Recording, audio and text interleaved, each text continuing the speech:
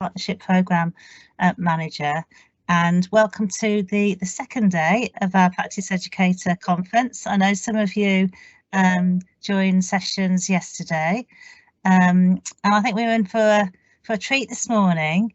So we've got Jo Finch joining us, who many of you will know is a national expert in the field of working with struggling students.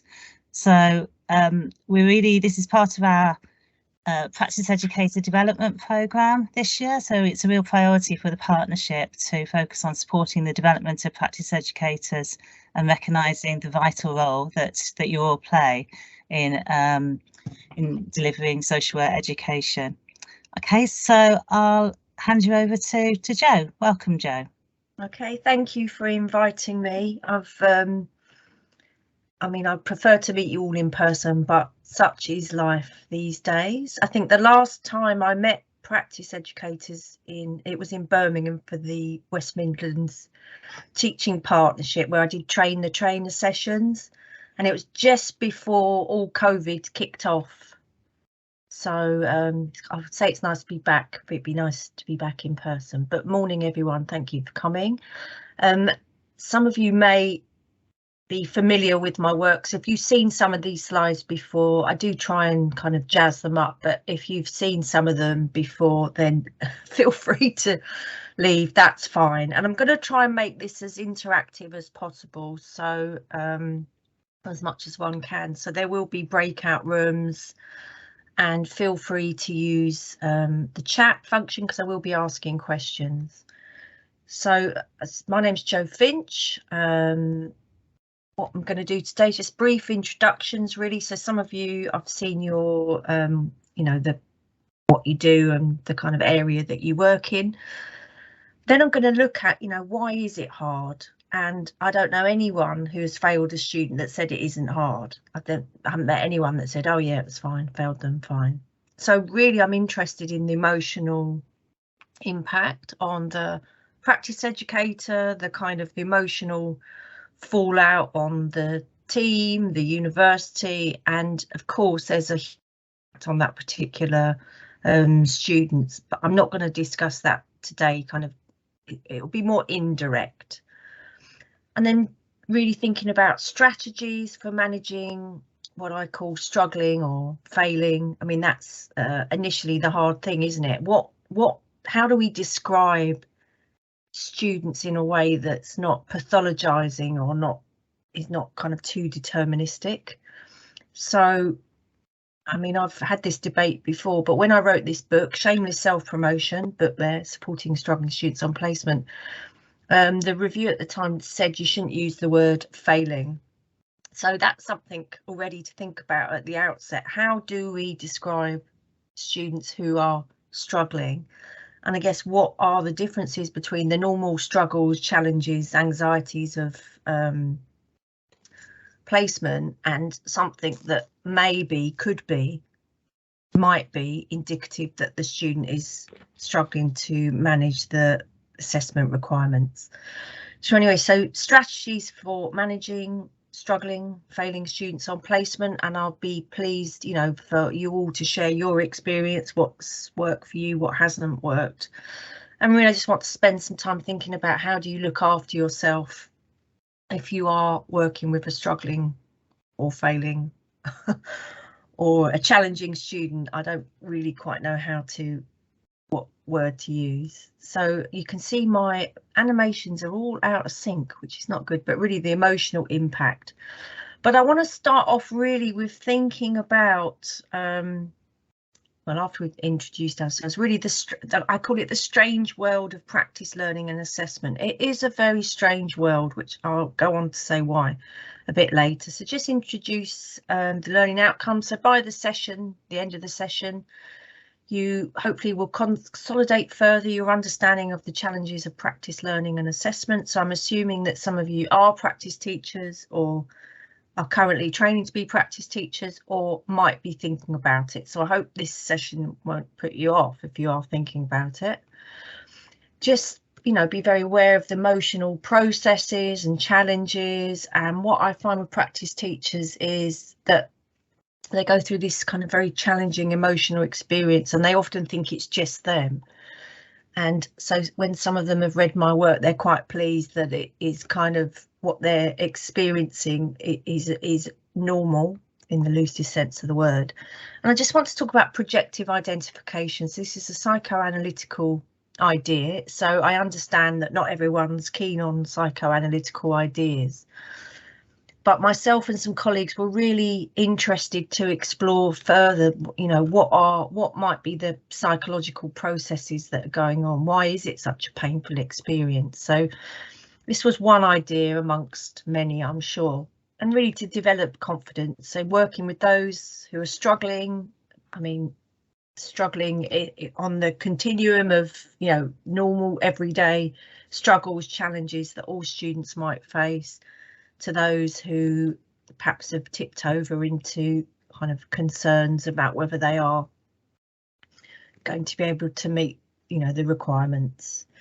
And as I said, understand the importance of looking after yourself, because as Cheryl alluded to at the outset, we the universities, we the social work profession, we need practice educators to give students, you know, a good placement experience. And if that does mean failing students, then so be it. But really, you know, what we find is that practice educators don't stay in their roles, and I understand the reasons why. So that's the plan. I hope that's all right with you all. So just confidentiality. So you're from a large geographical area, so some of you will know each other, some of you won't, but just if we're discussing students, obviously don't use their names. And, you know, some of you may feel willing to discuss quite painful and emotional experiences. So, you know, we need to be gentle with one another. Failing a student, you know, can evoke some really challenging emotions. And that's the world. I'm sure in your area too, but in London, social work is a very, very small world. So just be careful that people, you know, might know who you're talking about. So just be kind of careful about that. So there's my one last shameful self-promotion of my book. So I wrote this book in 2017, and I believe the Teaching Partnership a couple of years ago have bought some copies. So there might be copies floating around your office, but I know the Teaching Partnership have been generous in buying a number of copies. And I think, trying to think, one local authority, was it Warwickshire? I can't remember, but the books are around. So you have to ask your workforce development people. So currently now I'm a Professor of Social Work and Postgraduate Research at the University of Suffolk. Some of you would have known that formerly I worked at University of East London. I was there quite some time. I started full-time at the University of Suffolk Monday gone, although I've worked there one day a week for a year. And obviously, or not obviously, but I've got a long-standing research interest in kind of practice learning, struggling students, fitness to practice, what it means, what's the boundaries, what's a failing placement, what's fitness to practice. So now I'm trying to develop some projects about fitness to practice for students, but perhaps for qualified social workers as well. And I suppose my interest started probably, quite frankly, I was working as a social worker for a charity, and I came across social workers and other professionals, I might add, where quite frankly I just thought, who on earth passed that one? Who let that one through? And I suppose I was interested to look at the kind of variety of social work practice, and those who I was really concerned about, think about what was their behaviour, their practices that made me concerned. I then began a social work, a practice education course, and I became really interested in it. When I then moved to lecturing and looking at students struggling on placement, and me as a new tutor, I didn't quite understand what my role was. So I've been teaching for 20 odd years, so it stayed with me, practice learning. I thought I could park it and move on, but I think it's so important in terms of social work education. And in my previous life, I was a social worker, children and family social worker, practice educator and play therapist working in a number of London boroughs. So I know some of you have done this on the chat already, but if you haven't, just name and role and where you work. So perhaps, Cheryl, if you wouldn't mind monitoring the chat for a bit, because I can't see it. So just, you know, name, role and where you work. So very quickly put that in the chat so then we can see where you're all from. So I've seen Cheshire, Stoke, Birmingham. Where else?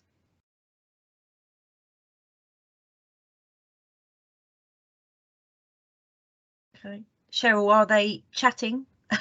They are chatting. So Birmingham, Worcestershire, Midlands Partnership NHS Trust, Coventry University, so Telford and Wrekin. So yeah, from all over the partnership. We've got 27 organisations within the partnership, so we will get quite a few different organisations popping up here. Okay, and then in terms of roles, the whole gamut of social work roles? Yeah, social workers, service managers, obviously people working in universities, AMP, sorry about my dog. That's all right. Practice educators, so consultant social worker for frontline as well, so a real range of different roles, advanced practitioners. Yeah, great. So, you know, whilst this is directed at what happens when there's a failing student, obviously there's similarities for managers managing or dealing with staff where there might be capability issues. I think the kind of the emotional impact could be the same. So the next blob, I don't know, circle. So on the chat, if you wouldn't mind any previous or current experience of working with a struggling or failing student. So you don't have to go into details, but just put yes or failed to or no, or, and if Cheryl, if you wouldn't mind being my eyes on this. I'm just trying to get a sense of the kind of what people have dealt with. 2 no's and more yeses than no's at the moment. Some people saying that they failed 2 students. So a couple of no's now. Somebody says yes, but struggling, but they passed. Amanda, from a university perspective, says she's seen many fails and also failed a student herself. Roz never had to fail a student in 10 years. Lucky, Noz. Yeah, yes, really struggling, but borderline students. And somebody's talking about a struggling NQSW and an action plan on ASYE. Yeah, I mean, so for some other local authorities, I've done some training. Actually, it might be Warwickshire, I remember, about working with struggling ASYE students or newly qualified. So those people that have failed a student, and feel free to speak or write in the chat, but how did it make you feel? Or what was the experience like? And I would encourage you to use whatever language you like to describe this, and I'm going to write the responses down because I'm going to come back to them later. So feel free to chat or join in at this point. So what was the experience of failing a student like?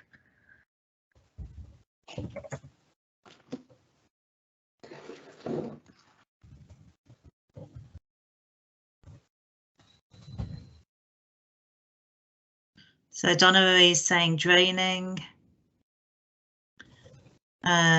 Very challenging from Jodie, questioned by own values and practice. I have to say that a long time ago I tried to fail a student and failed to fail. Yeah. Very stressful, anxiety inducing, time consuming. Aisha says it's isolating, you wrestle with yourself. Yeah. Emma created lots of self-reflection, but no, it was the right decision. Amanda, hard work and time consuming. And Jilly, I felt that the student was struggling because I wasn't a very good PE. Thankfully, both he and I were able to pull it round in the second half.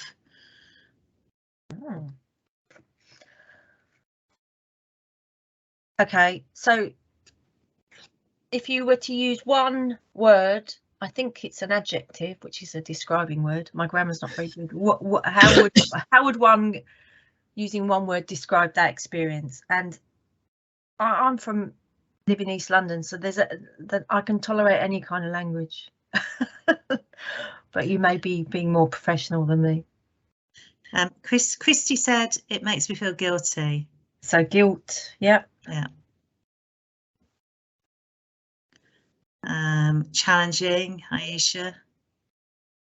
Exhausting, brain churning.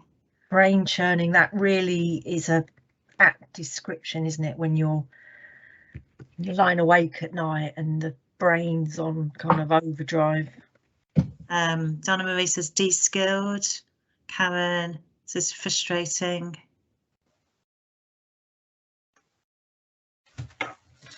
Okay. That was under scrutiny, which is frustrating again.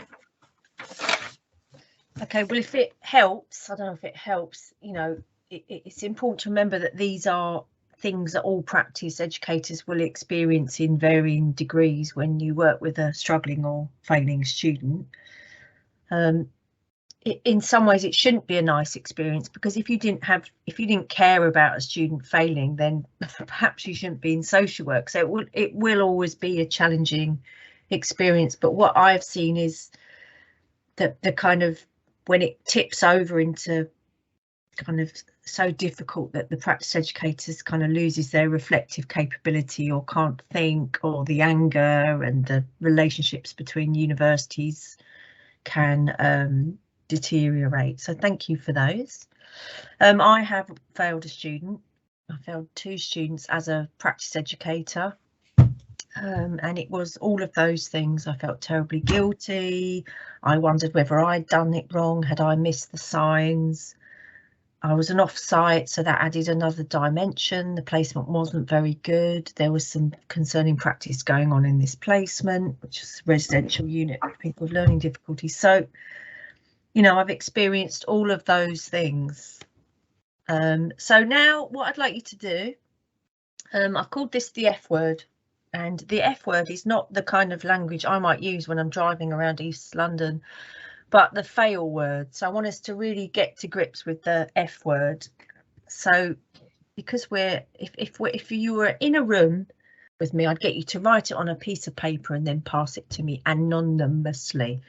So the way I've managed this online is either write something on a Word document or on a piece of paper, whatever you feel comfortable with.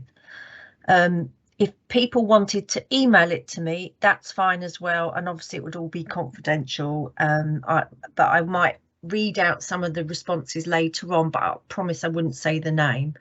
But if you're not comfortable to do that, that's fine as well. But something you failed at in the past, and often with social workers I find it's O-level maths and driving tests, but something you failed at. So it could be something as simple as when I was 7 and I got 7 out of 10 in my spelling test at school and I got really upset. I mean, I don't know why when I think about it now. But so how did it make you feel at the time? And again, you know, you can use any language. I mean, I get people to draw in if I'm in rooms with people, you know, but what were the feelings? So, you know, you've talked about what's it like to be a failing practice educator, or failing, well, some of you felt you were failing, but you know, what's it like when you're working with a struggling student? But what did this failing experience, this personal failing experience, how did it make you feel? And how do you feel now when you think about it? So like me, all right, got 7 out of 10 in a spelling test, you know, a bit overly dramatic, Jo. And then if you want to email it to me, there's my email address and it will be confidential. So perhaps just 5 minutes to do that. In a room, I would have your bits of paper, and then I would look after them in kind of good therapy style. But obviously I appreciate I'm leaving you with your difficult feelings. So we will come back to that. And now okay, so I just want to talk about very, very quickly, because I could go on about this forever really, but I think the world of practice education is very strange, and that's not a social work thing. I just think there is some weirdness and strangeness, that's the best words, and complexity about assessing practice in the field, and that's true of nurses, you know, physiotherapists, paramedics. It's a very kind of difficult, challenging thing that you're requiring an individual to do. And I've been around long enough to, you know, there's been lots of different models, competencies, capabilities, you know, key roles, NOSes. I mean, I've seen them all. But I think particularly in social work, but I think this applies to other professions as well, you know, there's always been worries, concerns about the quantity and quality of placements, and you'll be familiar with those arguments, you know, and the reality is sometimes we use placements which I'm not saying they're useless, but perhaps don't stretch students enough. On the other hand, I think a lot of voluntary placements are very useful and good for students, so I'm not criticising, you know, those all placements in the voluntary sector. And there is this ongoing concern that practice educators, you know, are reluctant, unable, unwilling, you choose the word, to fail students. And again, that isn't just a social work thing, and I have to say it's really, really strong in nursing. So in the nursing literature, they talk about this failure to fail. Now, I'm halfway through writing a paper where I would challenge that, because the evidence isn't there, quite frankly. But they're very vociferous in nursing about this. There is a failure to fail. And I think that doesn't take us very far, really. But so the best I can say, or the most accurate thing I could say, it could be that some practice educators might find it challenging to fail a student, and I'm more interested in why that is rather than berating practice educators. All right, but there is this worry that, you know, people pass the course, they go into practice and they can't meet the demands of practice. And of course, I always think there's a bit of a gap between, you know, passing the requirements of the second placement and then going to work as an ASYE. And I know things have improved with ASYE, but very old research on professionals shows that the biggest learning curve, gap, leap is that first year of newly qualified practice. And again, that's across professions. And in social work, whatever qualification, the failure rate is about 3%. It's always been that with, you know, all the different qualifications. So people say, oh, so there's, you know, it's a low failure rate, that must mean standards are poor. But it doesn't mean anything. It's just a number plucked out of the air. So in nursing, they have a problem of students withdrawing. So they have vast numbers of students. So they have about a 20% withdrawal rate. They call it, there's a word for it, which I can never, but so that's their worry. So this 3%, it doesn't mean anything.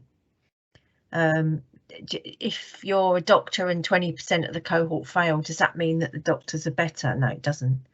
So I'm very clear that there isn't evidence that I can see on the available evidence that there is a failure to fail at all. I think we can all say that with some students, maybe we should have done things differently. And when I, you know, do training like this, there are always people in the room, or the real room or the virtual room, who have failed students. So I don't, there's just not the evidence to say there is a failure to fail. And of course, the number of placement days, well, those of us who've been around will know the old placement days, then it went to 200, then it went back down to 170. I've looked at placement days in Australia, New Zealand, America. They're all different. And it's the same in nursing, it's the same in all other professions with assessed practice learning requirements. So it's an artificial construct. You know, the idea that 170 days to prove your capabilities, the magic number is there's no evidence there. And of course, we all accept, and we should accept, that students have different starting points. So in some ways you can say, well, if all students have different starting points, but the endpoint has to be the same, and they've got to do it within the 70, 80, 100 days. And I think that while some of the literature is useful when it talks about evidence, and you get evidence there and you get evidence there and you triangulate it, I think it's really a complex task to assess practice in any profession, and particularly, well, not particularly, but in any profession. But you know, what is good enough social work is contested. What is good enough nursing? It's contested. What is good enough physiotherapy? It's contested. And so, and you know, you will work with people, I'm sure, in the past, currently, who you may think their practice is not good enough. And yet, how do we show what is good enough in the artificial constraints of the capability model? I mean, I think the PCF is the best one I've seen. I think it does get away from the worst aspects of competency model, which was a tick box. So I used to have students saying, well, I've communicated, engaged, and you think, well, you've got one evidence of that. And also the other kind of strangeness of it, or the weirdness, or the things that make it more complex, is that we've essentially got a system where professional education and the norms of professional education are squeezed or forced into the norms of higher education.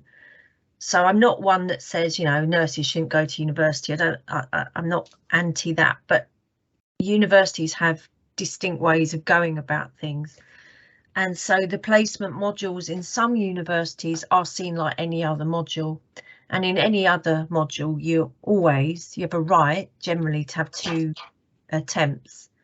So that poses challenges, I think, for some universities if they see the placement module as any other module. And so in my former workplace, we did have the provision, or we made it clear that a placement module wasn't like, I don't know, writing an essay on values and principles. It was you know, that people did not have the automatic right to redo the placement. And I know that upsets practice educators. And then you get into the what's a failed placement and what's fitness to practice. And then, of course, you've got the politics of social work and you know, the kind of bad news stories that somehow social work education is failing. So there's all this going on. And then you're tasked with spending 170, 80, whatever it is, days with the student and thinking about, do they meet the requirements? And then do the requirements actually of the placement actually meet the requirements of the profession? I mean, I don't have the answers to any one of this, but I'll leave you to ponder that. But I think it's a very complex task, and I'm very clear that practice educators don't get the recognition they should have from both universities, we do take you for granted, and the managers in your organisations.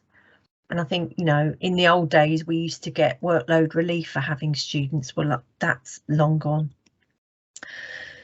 So why might it be challenging or difficult to fail a student on placement? So I was meant to warn Adam earlier, but I forgot. But I think it will be useful to get into breakout rooms. So what makes it so difficult? So I've given you some of my views why I think that it's difficult. But why is it so difficult? So if you could take notes and someone be prepared to feedback, or several of you feedback.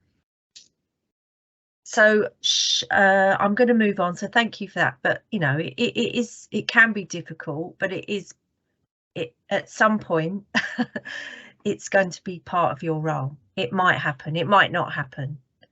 You know, some people don't seem to have come across a struggling or failing student. Some people have had a run of them. It's just bad luck. Okay, so I could carry on. So I'm hoping you can see my PowerPoint. So this is what the literature says. So this might this might match some of your decisions. So I didn't put the references there, but really in the days of the competency models, so the NOSes, the key roles, I'm trying to think of all the other ones, there was a kind of one perspective was that system wasn't used properly, and there's a lot of criticism about competency models because it's tick boxy, it in trying to have discrete units of activity, then that doesn't really capture the complexity of social work or other professions. Another key issue is placement procedures not being dealt with, followed properly. And of course, with the best will in the world, if the procedures aren't followed, it's very difficult to uphold a fail. And, you know, I've experienced this day 118 when we had 120-day placements. You know, a practice teacher said she's failed. And whilst I had concerns about this student, that obviously we can't uphold that 118 out of 120. And I should say, I didn't say at the beginning, but because I've been in social work education so long and run various qualifying courses, I disproportionately used to come across students where there might be issues, but they are a minority of students. I have to stress that really. Another view, and someone said this earlier about feeling isolated, but that practice educators just not supported by their own agency and or the higher education institutions. So, you know, I've heard practice educators say, well, the manager said, well, you wanted a student, I told you not to take one, which is very unhelpful and unsupportive. Another one is role strain or confusion. So this kind of is like the social work role more generally, the care versus control, because you're there nurturing, enabling the students' learning on one hand. On the other hand, you are the assessor, you've got this power, you're saying, you know, has the student demonstrated the PCF by the end of the placement? So some practice educators, and this came up in my doctoral research, struggled a bit with managing that tension, and if it's confusing for you, then it's confusing for students. So the fear of litigation, this is much like the fear of crime, that it rarely happens, but students will threaten it. And so, you know, practice educators can feel quite kind of persecuted. In 20 years, I've known some legal action, but twice, but still it causes a lot of anxiety in the top of the university. So the rule of optimism is that practice educators, you're also lovely and wonderful, but you perhaps overplay or overemphasize the strengths of the student and don't quite acknowledge the kind of the things that need development or improvement. And I've said this before, but this is my kind of philosophy of life, really. It's a kind of a hope, a misplaced hope that things will sort themselves out, or that things will just change on their own. Someone said it earlier, I can't remember whether it's in the group, sorry. But it was about, you need to challenge things as soon as possible, because if there are issues, they may go away, but actually more often than not, those issues get more and more entrenched and difficult to sort out. And just as I've been saying, really just the challenging emotional experience that just makes it difficult. So again, I'm not saying that there is a failure to fail. I'm just saying it might make it difficult, or people be reluctant to fail. So in terms of the emotional impact, there is some research, not a lot of research, and you see this is quite dated now really, but Bogo et al., a Canadian social work study, says it causes a value conflict. So this point goes back to my, I don't know what slide, the slide near the beginning that talked about, you know, that it's a strange world for practice education. So the idea that you're saying, well, this student is not capable of being a social worker, and we can say at this point, but you know, that's some kind of value conflict, because we generally have a belief that people can change and develop, and so making that decision is challenging. And because you recognise placement days are an artificial construct, that students have different starting point, but anyway, value conflict. And then this next study is American psychology, counselling psychology, and I use this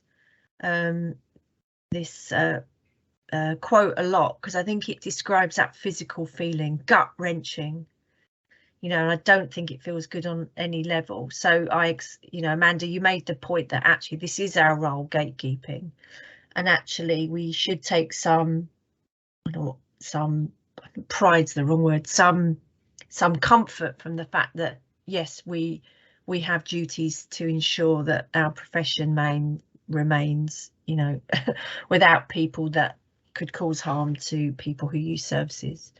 And again, Basnet and Sheffield, that's an English study. Again, the experience of failing a student was a negative one. We could challenge that, of course. And Schaub and Dalrymple, well, they wanted to do a kind of a study about what support practice educators needed. And actually, it all ended up being about what happens when there's a struggling student. And this is a really interesting study to look at, but it's quite a difficult read. But essentially, they felt stressed, isolated. So someone made that point earlier, and just didn't feel supported by anyone. So they felt very alone and burdened by this, the weight of this responsibility. And Finch 2010, that's me. This is the outcome of my doctorate. All that work, and there's one sentence there. So it found the experience caused, that should be a range of challenging emotions. There we are. And these were some of the emotions. And so those words I've heard in this presentation so far from you, because when I asked you what it was like, you talked about guilt, challenging, exhausting, de-skilled, frustrating, question your own values, anxious. So those feelings are difficult, but they are to be expected in some form. But I guess what my kind of point is about really being reflective about what they are, where they come from, what's going on here. So this is from my original doctoral work. I mean, I include other things now, but she says, you know, the guilt set in, the sacrifices. So the Daisy's the practice educator, and she's talking about the student. This is a mature student, so with children 40 plus. And it was when the tutor went for a visit and just said, is this student failing? And she had to kind of say yes. So Daisy says, I felt like I am a rotten shit. So she's using the wrong tense there. So even in the retelling of the story, like when some of you have expressed, you know, that you didn't want to think about failing incidences, you know, it's bringing it back to the present. And then there's Claire, so it was her first fail, so guilty, sleepless nights, and there's that kind of physical sensation again. So I felt sick, I felt incredibly guilty. And that, you know, there's Daisy again, she goes on and on about this, you know, the guilt and it being unbearable. I mean, that's a very kind of emotive phrase, you know, could have been the end of her career. Oh my God, what about her children? And Daisy was a fascinating person to interview as a doctoral student, because she talked and talked and talked and talked, and she got very angry. So we'll see some of her comments later. I mean, they are extreme, but I think they just kind of summed up the anger, really. So, you know, feeling angry towards the student, and then I think the anger then makes people feel guilty. So, you know, Claire saying, I felt really pissed off with him, you know, because he wasn't getting it, this student. I was doing all the work. And that was Jenny's kind of view. I was doing all the work here.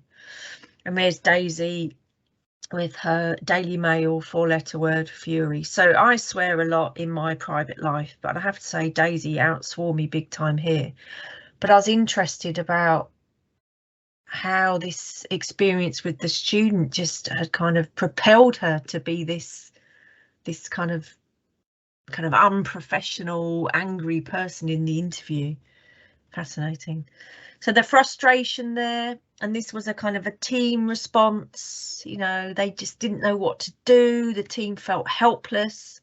And I think this is what can happen, really. The student feels helpless, the practice educator feels helpless, the team feels helpless. So there's a kind of an effect on the wider team. And then Lily, so this was really interesting, because from what she was said, Lily was a very, very experienced practice educator of nurses, nursing students and social workers. She worked in a drugs and alcohol agency. And she said they did used to send me the more challenging students. And she's talking about a student whose views around sexuality weren't compatible in any way with social work values. And the placement ended because he said something really offensively homophobic. I mean, it was really rude. I used to write it down, but actually it's too rude to write down. And so the placement ended. And so I'm reminded of Amanda's comment that I would have thought, you know, one of the things was, thank God we've saved, you know, colleagues and service users from having a homophobic person amongst their midst.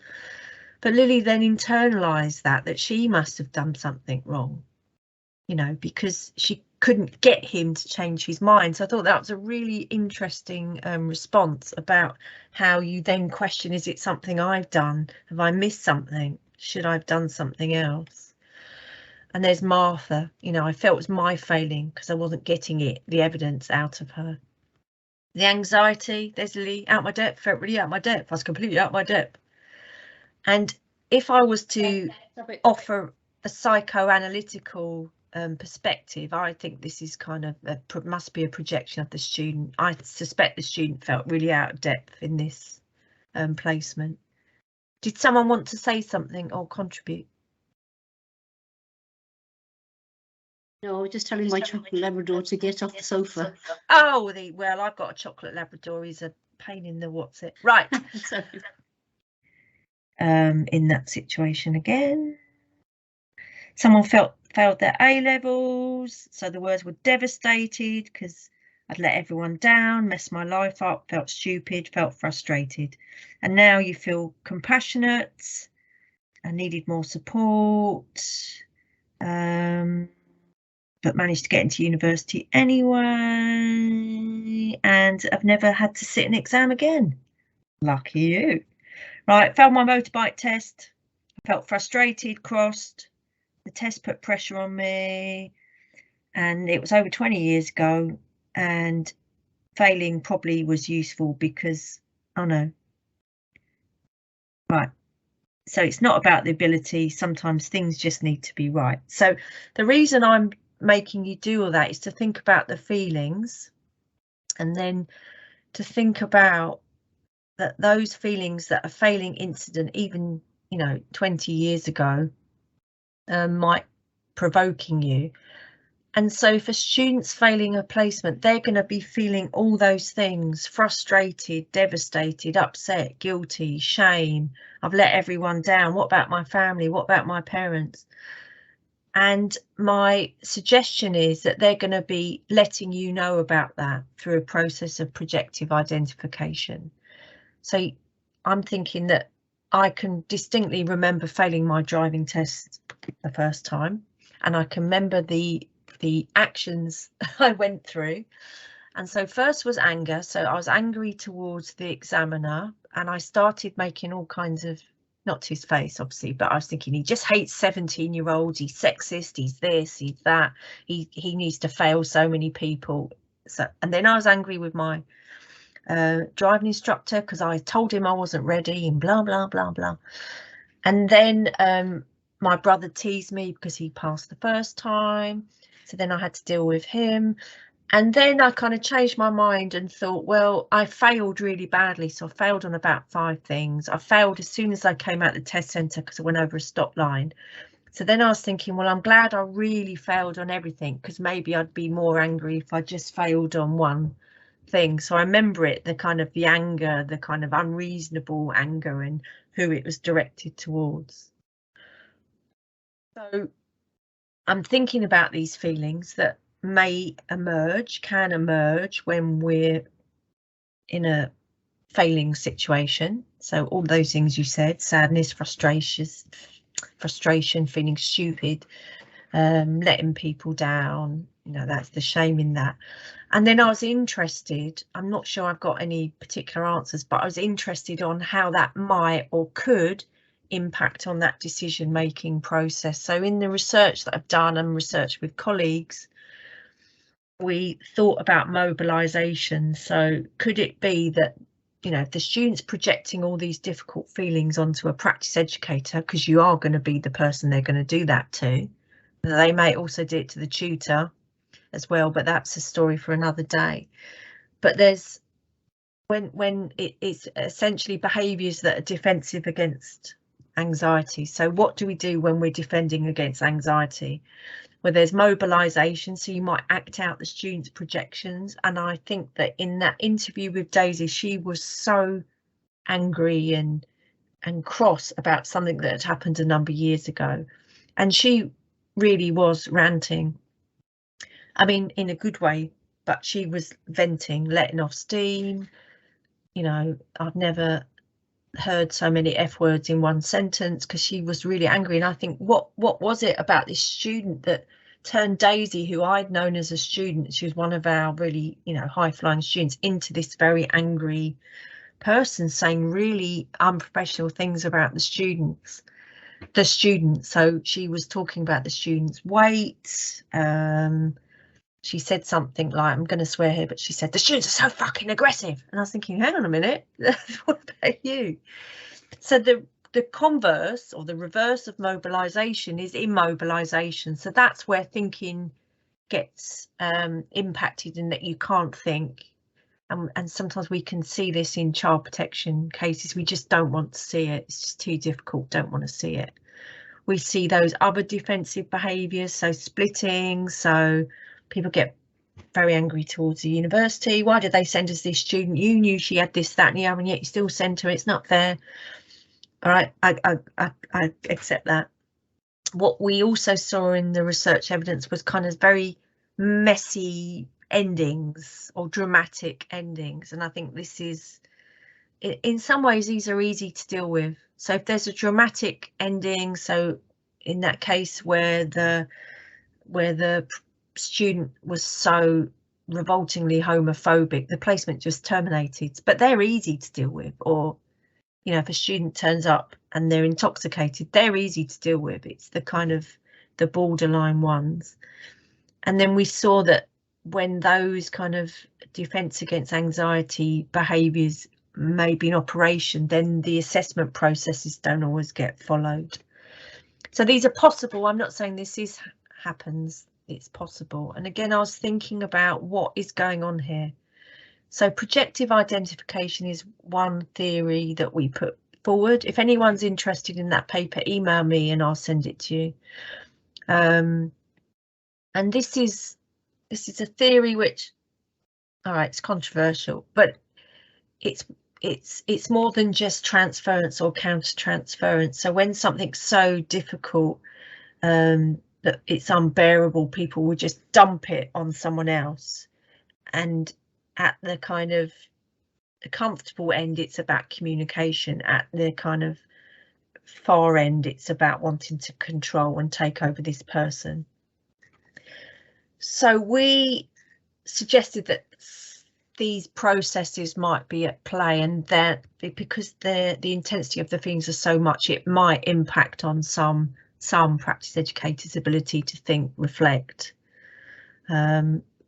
The other kind of, as I said before, the kind of defences against anxiety. What do people do when they defend against anxiety? So the student, the tutor, the university, the practice educator, the manager.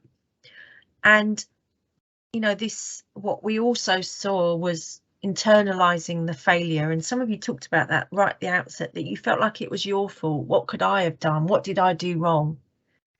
And I think that can potentially make it hard to fail a student, you know, because to fail the student would be to fail you. And in my doctoral research, I had one of the respondents said that, you know, he said, if 99% of the time, if a student fails, then it's some failure on the practice educator's part. Now, I don't agree with that, but I think that's how he saw it. And this was someone who passed a student that I certainly had an awful lot of worries about as a student and her behaviour in the classroom. And I think she was someone that shouldn't have been passed. And I tried to intervene and I got a bit told off for it. But this was someone who, what can I say? She shouldn't have been a social worker.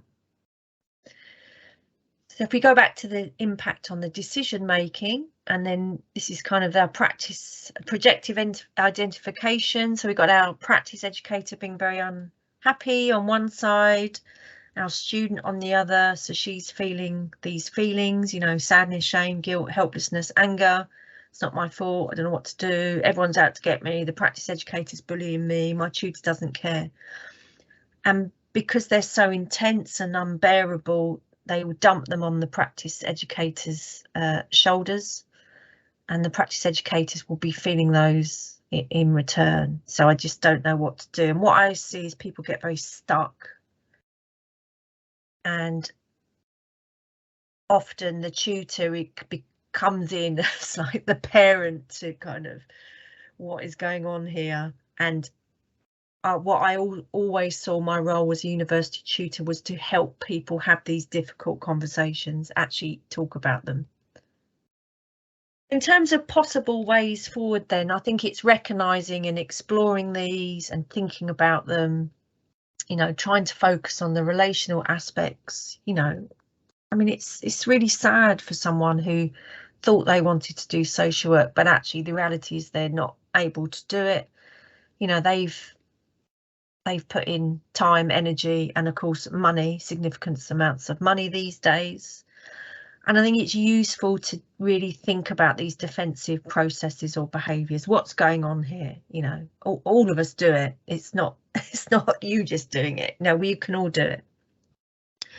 And I think if you try and think about them as a kind of an end, or not as an end, but trying to talk about them, you know, and I find with practice educators, if I acknowledge that it's really stressful and difficult and challenging, that can kind of help them feel not quite as isolated.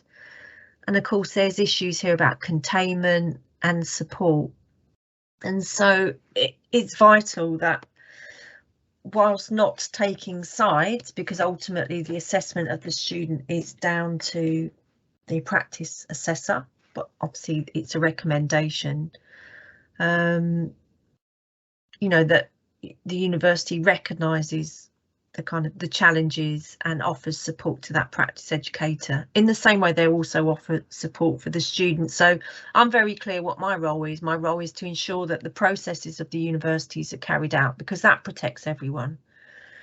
Even though I'm in a dilemma, because as a registered social worker, I've got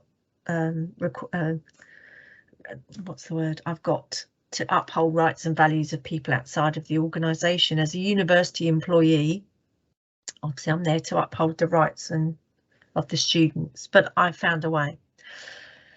So very quickly, so what would be your strategies? You know, what would be your 5-point plan for looking after yourself? Generally, as a practice educator anyway, because you're all busy enough in the workplace, but especially some of you who have had a number of students, what do you do to look after yourself in this situation, or to be able to maintain your reflective? The practice educators, because they've rewritten it so much, and I think it's very important to make sure that you've got the evidence to back your decisions. If you've got that, then you can feel much more confident in your decision making. Yeah, I mean, I could spend all day doing a session on this, but yeah, so evidence, but do it for all students. Don't just think, oh my gosh, there's a struggling one, I better up my game here. Do it for everyone. So we won't have time to do this, but if you want to do this afterwards, and then you could use it as your evidence for Social Work England, just 3 things you've learned about in this session. If you've caught my sessions before, you will know some of them. I repeat, you might have heard some of this before, but really the important thing is, you know, 3 things you might now do differently as a practice educator, and just anything else. So I even though I've been teaching for 20 years, I still worry I'm going to run out of things to say. It's never happened in a million years. But just 3 things you learned, 3 things you might now do differently, and then anything else. So if I just do the end slide, and then, so I think it is a painful experience, but in some ways it should be. But I'm as, gosh, can't remember your name. Actually, you know, if you're very clear up front, follow the process, address issues as soon as they arise, you know, and actually have the courage to say it as it is. Don't kind of, you can't make it nicer for the students, so you just need to say it as it is. And I think there will be lots of difficult feelings being projected onto you, but see them as a form of communication rather than attack. And it is hard, because when this has happened to me, you know, I have a particular feeling in my stomach, so I know what's going on. You know, just think about the dynamics of with the university. You know, we all want the same things at the end of the day. We want students to be the best social work students they can be. You want them, you want new members of staff, the students want to have good placement experiences, so we're all on the same page with that. But do think about those defence against anxiety behaviours, and they just need to document, you know, address concerns in timely fashion, and do seek support. So colleagues, university, I'm always happy to talk to practice educators, you know, if we can, what's the word, knock things off at the pass before they get really dramatic, because once they get dramatic it's really hard to kind of retrieve the situation. So there's, you know, if you want to get in touch with me, feel free. There's my some of my work is available for free on my institutional repository, which is UEL, but Google me and I can send you, Google me, email me, and I'll head you in the right direction. So we have probably no minutes left because all right, I've got 1 minute. So anything anyone will now do differently as a practice teacher as a result of this session? Let's focus on something positive.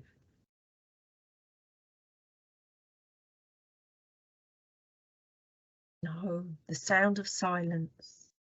I think for me, Jo, it's just that reminder to actually be confident in my own assessment. I think it's just sort of refreshed that, I think, for me, that need. So that I think that's what that's one of the things I'll be doing, just making sure I'm doing that with confidence.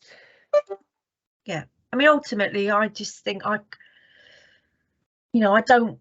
don't want someone practicing and they say, who let that one through? Oh, that was Jo Finch. You know what I mean? What's the point of doing all of this if, you know, I mean, a practice educator role is very complex. There's loads of different aspects to it, but, you know, the gatekeeper one is ultimately what you are. And, you know, as I said, we all want the same things. So, and students want, you know, good placement experiences. They want to be successful. Unfortunately, a small minority, social work is not for them. So any last final comments, or I presume you're having a break and then you've got Shabs is Shabnam Ahmed's on next, I believe. Can't hear you, Deborah, for some reason. Oh, is that better? Yeah. There we go. I was talking too quietly, I think, that time. Well, can I just say thank you so much, Jo, for coming and contributing again. It's always a pleasure and a privilege to have you come and share your expertise as well in this area. So thank you. Yes, you've got some some applause there, and thanks everyone as well for attending and contributing. And hope you're able to join the next session. Okay, sorry. Deborah's. Okay, I'm having connection issues, so I'll take that as a sign. So good luck, everyone, and I hope to see you around in the Midlands in real life at some point.